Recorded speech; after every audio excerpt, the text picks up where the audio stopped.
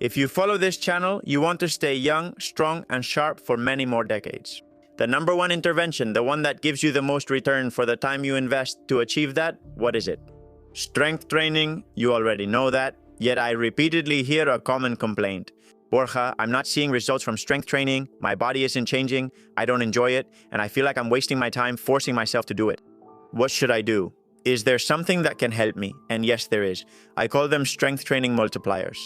That's exactly what we're going to talk about today, about the so-called non-responders to strength training, and especially about these 5 totally accessible, science-backed interventions that will boost the results you get from strength training. If you include them daily, the chances that this mechanical medicine will be effective for you multiply. So let's take a look at them. First, omega-3 EPA and DHA. Can a type of fatty acid make your muscle respond better to a squat? The answer is yes, and the mechanisms behind this are fascinating. With age and inactivity, a phenomenon called anabolic resistance appears in the muscle.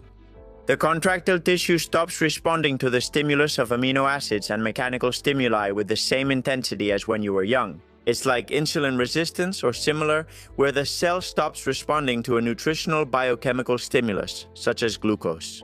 That's why I say that mechanical load is a nutrient for the myocyte, just like glucose is for most cells.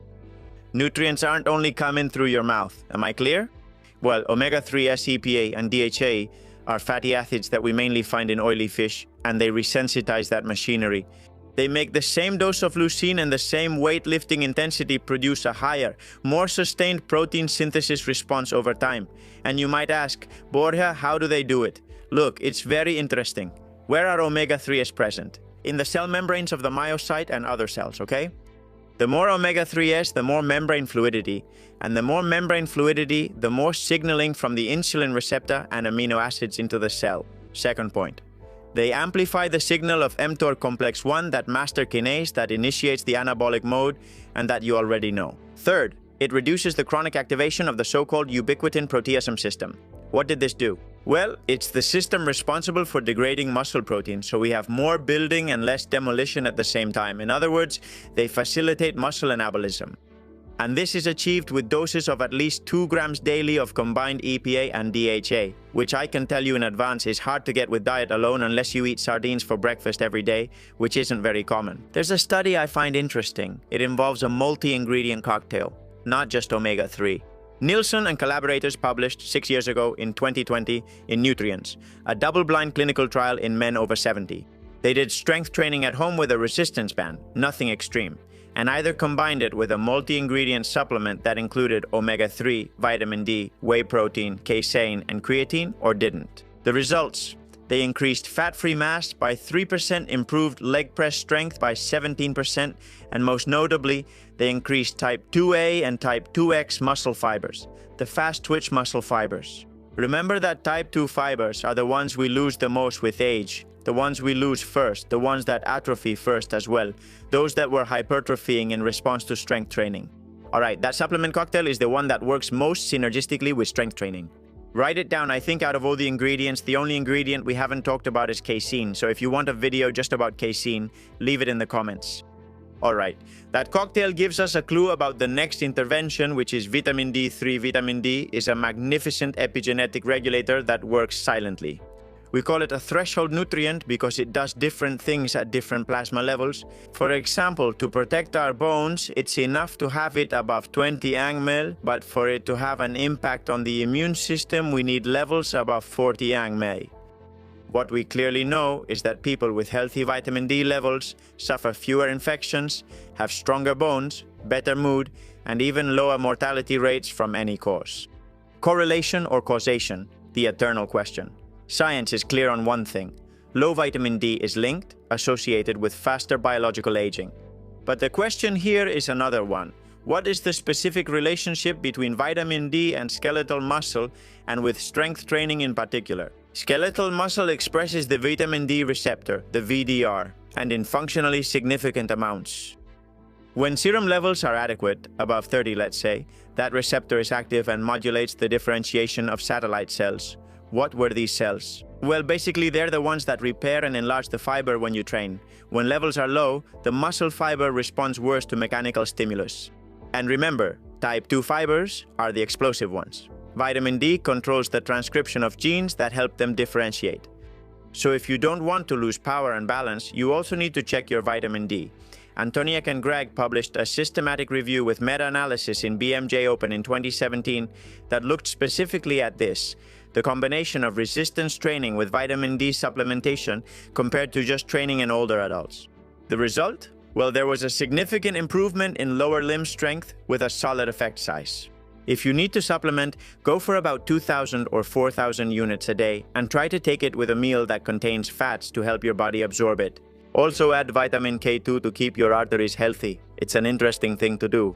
That's why one of my basic supplements is this, the Super Vitamin D3 from Full Gas, which has D3, K2, zinc, and magnesium, all in one. Alright, next point, next multiplier. High physical activity. Provocative question, answer it for me. Can your daily walk, something so simple, make every strength session you do more effective? Short answer, yes, and dramatically. And this is the section I want to focus on because almost no one connects these 2 points. Many of us follow this pattern. Remote work for 8, 10, or 12 hours a day, an hour of strength training, and then back to sitting on the couch, right? It happens to me sometimes. I try not to, but there are days like that. If you do this, whether you realize it or not, the results from strength training are much lower. Low physical activity, even when you do strength training, even when you're young, causes anabolic resistance and makes your muscles less sensitive to their main nutrient, mechanical load. This is something that has been proven over and over again with the so-called step reduction studies. These studies are a bit of a pain, because what they do is basically force part of the sample not to move. In 2015, Debris and his colleagues published an experiment with 70-year-old men in Physiological Reports. 14 days reducing their daily steps to less than 1,500 per day. What a nightmare. But that's what many people do unknowingly when working from home, being sick for a week, or traveling. The result? Well, a decrease in lean mass and in the postprandial muscle protein synthesis response. That is, after a meal that included amino acids and carbohydrates, the muscle responded less. But what happened if they made them do strength training with one leg during that same period of inactivity? What the researchers did was very, very interesting. The postprandial anabolic response went from 0.055 in the inactive leg to 0.115 per hour in the trained leg.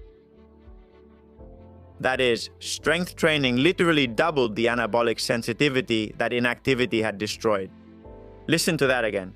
McGlory and colleagues in the Journal of Gerontology in 2018 did something interesting as well. They had older adults with prediabetes take fewer than 1,000 steps a day for 2 weeks. Here's the fact that made me think. 14 days after this, after returning to their normal activity, neither protein synthesis nor insulin sensitivity had recovered. 14 days, 2 weeks later. Conclusion: base your strength sessions on a foundation. A daily routine of light activity, because the anabolic response of each session depends on the sensitivity state of the muscle, which NEAT or daily physical activity maintains. Keep your muscles sensitive by moving in addition to training. For the strength stimulus to grow on fertile ground, you have to water the soil with daily physical activity. Set yourself a minimum of 7,000 to 8,000 steps a day. And on top of that, if you do this, less effort in the gym will give you better results. You will be more sensitive to that stimulus, all right? For me, the main point, which I mentioned earlier, is that some really powerful ones are coming now. Controlled hyperthermia, let's just call it sauna. Thermal stress can help your muscles, but not the cold, rather the heat. Whether it's through a traditional sauna, an infrared sauna, or a hot bath, I recommend the first one if you can choose. Heat activates heat shock proteins, specifically the 70 and 90. These have fascinating functions. They stabilize the protein machinery of the myocyte, reduce protein degradation during periods of inactivity, and promote adaptations. This was already seen by McGorm and colleagues in sports medicine in 2018. Heat applied before and after forced immobilization, in this case of a limb, reduced atrophy and accelerated regeneration. And these other researchers showed that 8 weeks of local heat therapy on the thigh increased knee extension strength and muscle capillarization. Also, the expression of endothelial nitric oxide synthase, an enzyme that synthesizes nitric oxide, which is a vasodilator, and increases blood flow to the muscle. You remember, right? Alright, 2 to 3 sessions per week in the sauna for 15-20 minutes at a minimum of 80 degrees, preferably at night to help you rest, or after training if you prefer. It's a powerful lever to boost strength training adaptations, and aerobic training too, when done properly. You already know you have the code EMPODERA100 at RecoVital in case you need a sauna. And the last point, the last lever you need to activate is to eat enough net carbohydrates. When carbohydrate availability is low, in ketogenic diets that are very restrictive for weeks, which don't necessarily have to be low-carb diets, maybe it's simply that you're eating too little or too few calories, because when you do this, 3 problematic things happen regarding strength training. First, the oxidation of branched-chain amino acids, the BCAAs, increases, which were important for building muscle. Second, the transcription of regulatory factors is reduced. Myogenic regulators, which are factors necessary for muscle protein synthesis and hypertrophy. Third, anaerobic or high-intensity performance drops, which affects the most intense sets. These are key for building strength and hypertrophy. That is, you won't be able to train as hard, even if you think you can if you're following a very low-carb diet. Total carbohydrate intake also affects the catabolic-anabolic environment. Let me explain, it's simple. If you consume enough carbohydrates, or at least not too few, let's say a base of 3 grams per kilo per day, you'll have an anabolic base on which the strength stimulus will be more effective. If you don't do this, what you're doing is adding a significant catabolic factor, which will also add to those already present: poor sleep, high stress, illnesses, and so on. And here I'm especially talking to those who flirt with the ketogenic diet for longevity.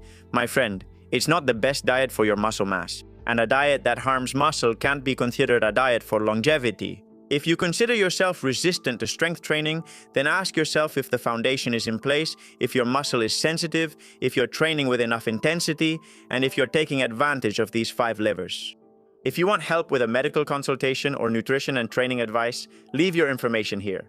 See you in the next video. Thanks for watching and subscribing. Big hug. Let's keep empowering ourselves.